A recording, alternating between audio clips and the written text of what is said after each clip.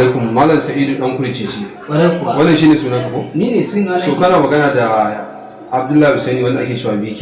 Daga nan gidan rediyon BK Zinare TV. Gaskiya ne wannan. So muna da tarihin ka tun ba yanzu ba, shekaru da dama, tun lokacin da marigayi dan Ibro Ƙwarai kuwa. yake harkar wasan barkwanci a garin Wudil. Ƙwarai an yi haka. So akwai wasu abubuwa da ake aiwatarwa na basira waɗanda aka ce kuma kai kake, wanda idan mutane suka ji aka ce kai ne kake irin wannan abun za a yi mamaki. A ƙwarai da yawa ma. To an ce kana kukan jariri, za ka iya mana kukan jaririn yanzu masu sauraro su ji? Zan iya yin sa. To bismillah. Ta.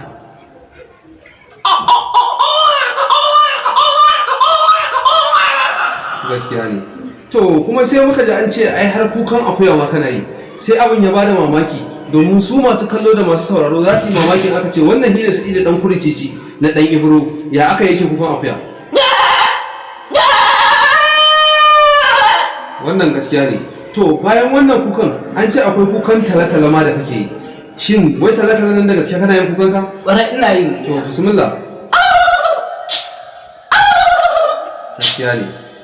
To duk da haka Malam Sa'idu dan Kurcici, akwai wani abu da aka ce idan misali mota ta gano abu za ta taka sai a taka birki.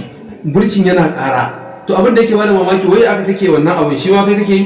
Ni nake yi da kaina. To dan yi masu kallo da sauraro sai su ji abin da kai. Hasbunallahu wa ni'mal wakil. Ba haɗu ba. Ba haɗu ba? Da an haɗu da ba za ta yi kyau. To basira ka tana da yawa, saboda haka ban san iyakacinta ba, amma yanzu ka dan gwada na mana iya wacce kake ganin za ka iya yi. To yanzu dai ba yanda muke bin mata awakai ma suna bin su ba? To bari haka ce.